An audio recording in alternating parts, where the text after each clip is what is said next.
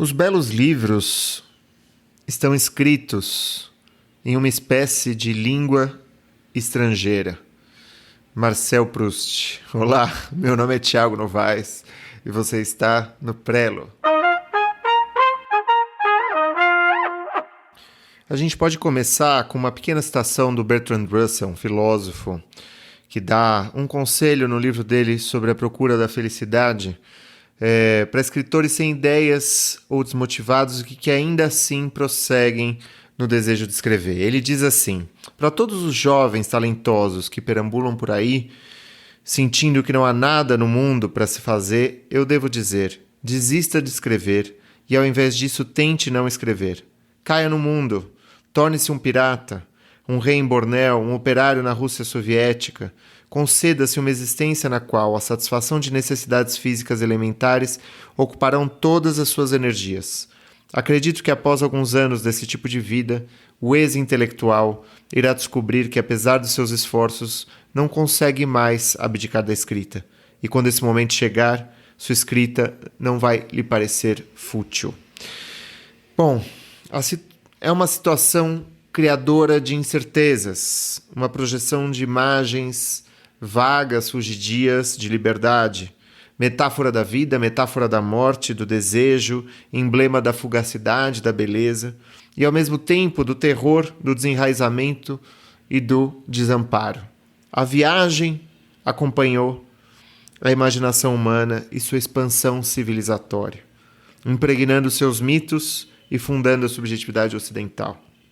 A maior epopeia grega, Odisseia, conta dos 20 anos da viagem de Ulisses em seu retorno a Ítaca. O mito fundador cristão se inicia com o exílio do casal Primevo e a vida recriada como errância fugaz, como caminho a uma terra perdida e prometida. Da poesia dos goliardos, que eram clérigos medievais, boêmios e errantes, à jornada de Dante Alighieri em A Divina Comédia, a viagem denota expiação e alegoria moral. A obra magna do Cervantes, considerado o primeiro romance, narra as desventuras viajeras de um fidalgo. E assim a gente segue até o momento em que a viagem já não parece mais possível, explorar dos 4 cantos do globo, absorvendo-os no sistema de produção, distribuição e consumo. Anunciava esse fim da viagem o espírito do capitalismo em Robinson Crusoe, Homem-Ilha, Self-Made Man. Encampavam-no os cavaleiros ingleses em seus clubes londrinos, em meio a partidas de bridge, que decidem partir motivados por uma aposta a uma volta ao mundo em 80 dias, como modo de confirmar o Império Britânico na Ásia, África e América. O verniz civilizatório desses ingleses desaparece nas trevas de Joseph Conrad, naqueles relatos dos fantasmas desterrados em sua própria terra, revolta e esburacada, onde o homem e a lama se indistinguem. Culminando no ocaso das peripécias, aventuras e explorações ultramarítimas, o momento em que o marinheiro irlandês Henry Shackleton se lança à lendária exploração antártica na primeira década do século XX, anunciando a extinção dos territórios desconhecidos pelo homem civilizado no planeta. A viagem das peripécias e aventuras se converte então em experiência de exílio, condição do artista moderno. Dos arautos da modernidade, ainda no século XIX, Baudelaire assevera a atopia desse homem. A atopia, que significa não lugar, a topia desse homem novo, e denuncia a necessidade de uma nova linguagem. Desdobrando o exílio em relação a si próprio como aforismo do Jean Neutre, me perdoem o meu francês, Rimbaud interrompe precocemente sua escrita quando começa a viajar. A viagem constitui nos modernos uma poética de indivisibilidade entre obra e vida, entre vida e obra, e a busca pelo avesso da vida culmina na dissolução da própria escrita. Bom, ao longo do século XX, são muitos escritoras e escritores que empreendem esse caminho. Júlio Cortázar, Kerouac, o próprio Joseph Conrad, Paul Theroux, Hemingway, Paul Bowles, Malcolm Lowry, Bruce Chatwin e assim por diante. Bom, a gente pode pensar em algumas narrativas prototípicas, né, que falam da viagem. A gente tem, em primeiro lugar, como eu mencionei agora há pouco, a expulsão do Éden, né? A viagem, né, é uma é uma danação. A viagem desse casal pecador, né, que é expulso do paraíso e é lançado nesse nosso mundo, mundo mortal, mundo de dores, mundo das dores no parto, mundo em que o sujeito precisa lutar para comer, lutar para comer o seu pão, lutar para sobreviver, onde o homem já não conversa na mesma língua com todas as outras criaturas. A viagem, ela é um expurgo, a viagem, ela é esse destino que é o destino humano. Tem uma outra, que é a Odisseia, que ao invés de ser uma expulsão, a viagem é um retorno, né? É a epopeia que relata a aventura do herói Ulisses na sua viagem de retorno a Ítaca, onde o aguarda sua fiel esposa Penélope, acossada pelos abusados pretendentes que se fartam dos minguantes recursos da terra. Ulisses é o homem perfeito, o astuto guerreiro, absorto em peripécias marítimas e insulares. Mas esse homem infeliz, vai dizer o Homero, até aqui vagueou, dele deveremos tratar, pois é de Zeus que vêm todos os estrangeiros e mendigos. E qualquer dádiva, embora pequena, é bem-vinda. Portanto, ao estrangeiro, ó servas, dai comida e bebida, e banhai-o no rio, em local protegido do vento.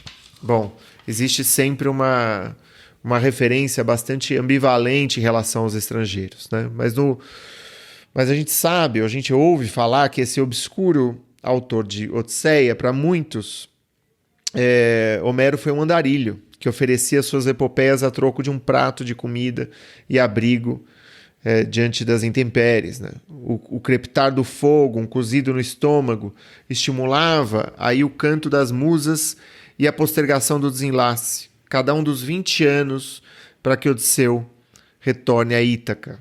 Homero, ele vai poder dormir uma noite mais sob o teto de algum senhor, porque seu herói está ao relento, ao embalar das ondas divinas e dos feitiços nas ilhas.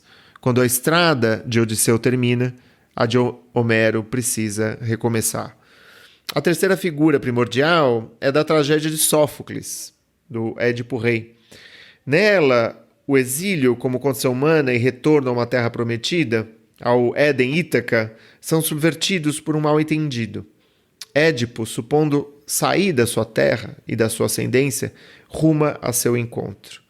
Édipo cresce no estrangeiro julgando ser um autóctone, ou seja, julgando ter nascido em outra parte.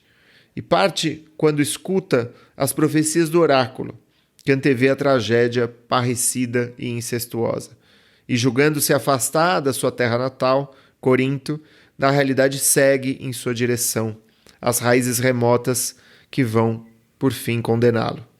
Tem esse trechinho aqui de Édipo Rei que diz assim: agora ouve, o homem que vens procurando entre ameaças e discursos incessantes sobre o crime contra o rei Laio, esse homem, Édipo, está aqui em Tebas e se faz passar por estrangeiro, mas todos verão bem cedo que ele nasceu aqui e essa revelação não há de lhe proporcionar prazer algum. Ele que agora vê demais ficará cego, ele que agora é rico pedirá esmolas e arrastará seus passos em terras do exílio, tateando o chão à sua frente como um bordão. Como que, reiterando a condenação do fruto proibido, a literatura que tematiza as viagens será cada vez mais impregnada de uma crescente desilusão, um crescente desencanto ao longo da história.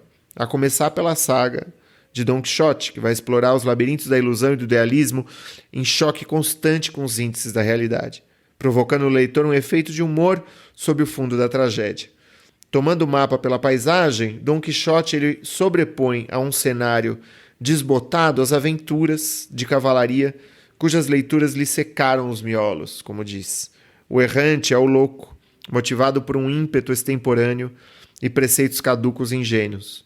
A triste figura sobre seu Rocinante e ao lado do fiel Sancho Panza cavalga um universo literário, ostentando uma infeliz dignidade e um equivocado heroísmo. E tem 300 anos que vão distar a obra de Cervantes daquela outra na qual a loucura não é a razão da viagem. No Don Quixote, a loucura é a razão da viagem. O sujeito crê que tem uma missão a cumprir, ele crê que é um cavaleiro errante e que ele precisa salvar e emendar o mundo e remendar o mundo.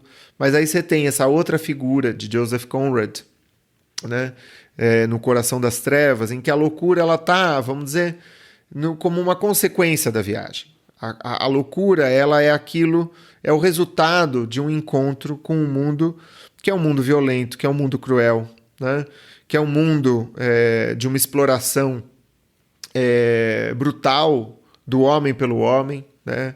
Dentro de um regime que é um regime do império, um regime capitalista explorador, né? Do comércio de marfim, do comando de feitorias, né? E dentro dessa ideia iluminada de progresso, você está vendo aqui essa citação que eu adoro, por tão pesada e ainda atual que é, da obra do Conrad. Ele diz assim: estavam morrendo aos poucos, era muito claro, não eram inimigos, não eram criminosos, não eram mais coisa alguma que fosse terrena, nada mais que sombras negras da doença e da fome, jazendo de cambulhada na penumbra verde. Trazidos de todos os recantos da costa, com toda a legalidade dos contratos temporários, perdidos em terreno hostil, alimentados com comida estranha, adoeciam, tornavam-se ineficientes e finalmente lhes permitiam que se arrastassem até ali para o descanso. Aquelas formas moribundas eram livres como ar e quase igualmente insubstanciais. Comecei a distinguir o brilho dos olhos sob as árvores. A gente vê aqui a condição de escravizados do capitalismo, né? Dentro desses contratos parciais, contratos provisórios e assim por diante. Bom, o que é isso, né? E o que faz com que os escritores se identifiquem tanto com a figura do viajante? E, em essência, o que é o viajante? O que o viajante tem de semelhante ou de diferente com outras figuras, com a figura do migrante, com a figura do turista, com a figura do... Você tem muitas, né, figuras dentro do direito internacional. Você tem o exilado, você tem o refugiado, né? Você tem o corpo consular, você tem o corpo diplomático, você tem o residente temporário, o residente estudantil e assim por diante. Bom, o viajante ele não integra uma classificação muito fácil, ele não consta nas estatísticas e ele não cumpre com condutas fáceis de padronização. O viajante não é um turista, ainda que, como ele, possa tirar fotos e guardar impressões escritas.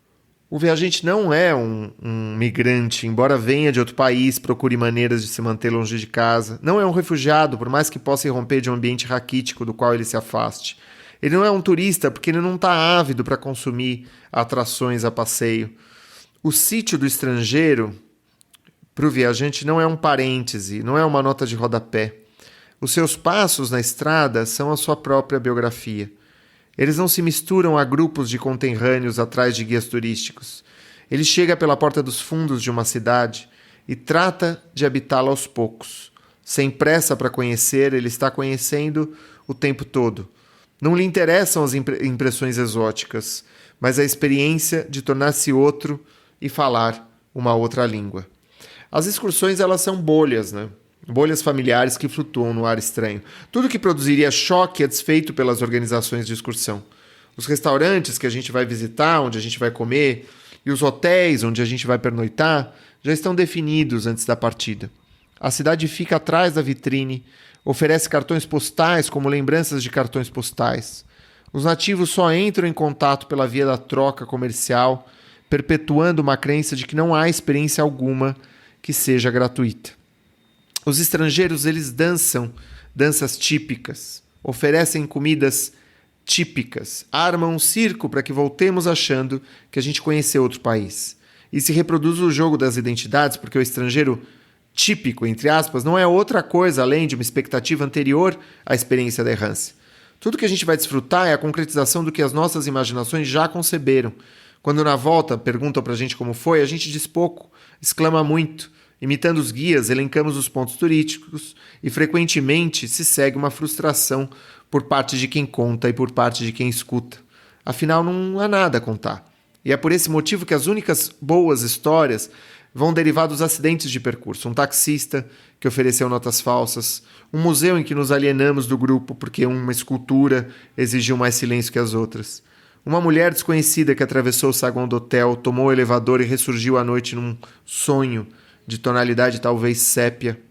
Se o turista engolfado em sua bolha familiar de hotéis e city tours pretende conhecer uma cidade em uma única semana, o viajante, por sua vez, não substitui a recepção tátil pela recepção óptica, aquela compreendida como a vontade de habitar um território desconhecido. Esse é um trecho do escritor e viajante Paul Bowles, autor daquele livro O Céu que Nos Protege, uma excelente obra sobre viajantes. A diferença é, né, abre aspas, a diferença é, em parte, uma questão de tempo explicável. Enquanto o turista geralmente se apressa em retornar a casa ao cabo de algumas semanas ou meses, o viajante, não pertencendo mais a um lugar que é o seguinte, ele se desloca com vagar ao longo dos anos de uma parte do planeta a uma outra parte do planeta. Ao contrário do imigrante, o viajante não está em outro país para fazer dinheiro. Ele não busca o sucesso, o sonho americano, uma terra prometida de onde possa enviar remessas para ajudar a família que ficou para trás. Ele não deseja construir uma vida nova, fazer carreira, num ambiente mais propício a acomodá-lo. Não é, enfim, movido pela necessidade ou pelo impulso de se estabelecer. O que move o viajante é a vontade em sua forma mais pura. E ele o encarna, assim como sua liberdade, seus perigos e a sua dissipação. O viajante faz de sua vontade um laboratório para deparar-se com a sua arbitrariedade, sua força galvanizadora, suas consequências. O tédio que inevitavelmente irá sentir não é provocado pela constância, pelo pacto de trocar a curiosidade pela segurança, mas por ter ido até o fim do caminho que escolheu, e por se deparar com sua alma nua e solitária no estirão silencioso. Nada disso é conhecido pelo migrante que se refugia do estrangeiro em sua própria comunidade de expatriados. Fora do país, o migrante vai reconstituir a sua terra em fotografias, canções, hábitos deslocados, e vai nutrir uma saudade sobre a qual conservar a própria identidade. Ainda que possua origem, o viajante não assenta aí a integral de suas identidades. Ele tem vistos, carimbos, autorizações e um sotaque difícil de discernir, feito de marcas sonoras que indicam um itinerário biográfico particular. Sem borrar as suas origens, ele passa a observar os seus como estranhos, e a sua própria terra como uma paisagem remota. Por fim, o viajante ele não é um refugiado, porque ele não se desloca por uma questão de sobrevivência. Nos dias de hoje, o refugiado ele é um sintoma de batalhas de cunho medieval, né? Medieval no sentido de muito atrasadas, encarnadas por estados fundamentalistas do Ocidente e do Oriente. Hoje a gente vê isso ampliadíssimo, né? Movimentado pela balança de pagamentos, movimentado pela xenofobia como uma forma de conquistar eleitores locais. Os refugiados são vítimas das lacunas do direito internacional, pelo princípio de soberania que faz surgirem apátridas desamparados por todos os governos. Apinhados em campos de concentração, são sustentados apenas pela escassa ajuda humanitária que, com dificuldade, os mantém vivos e imobilizados na sua condição. O viajante, embora possa também ser um refugiado ou trabalhar numa ONG na Somália ou no Paquistão, é o desvio da norma nos estudos geográficos. Faz parte dos que evadiram do seu grupo e que optaram por um caminho mais ou menos singular. O que caracteriza o viajante é, em suma, um desassossego impreciso e que contém expressões muito variadas na literatura. Tornar-se outro, tornar-se homem, tornar-se livre, tornar a casa, encontrar-se, perder-se, fugir de casa, abraçar o desconhecido, emendar as 100 razões do mundo, são justificativas vagas, idealizadas, que encontram no verbete anglo-saxofônico Wanderlust, o seu correspondente poético. Em tradução livre, avidez pela errância, ou algo assim.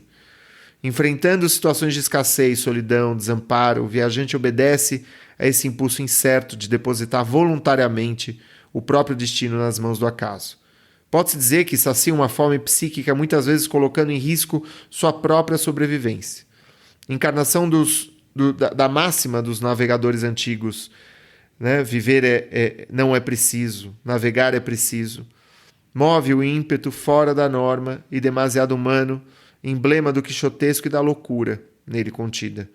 O viajante endossa, no seu proceder, o desenraizamento social e subjetivo implicado nas mudanças da paisagem, da cultura e do idioma. Ele se afasta dos amigos e da família e abraça a falta e a transitoriedade como estados permanentes. E é por isso que viajante, escritor, muitas vezes se superpõe e a literatura abarca a viagem e tematiza a viagem como uma espécie de metáfora. É isso, um grande abraço e até o próximo encontro.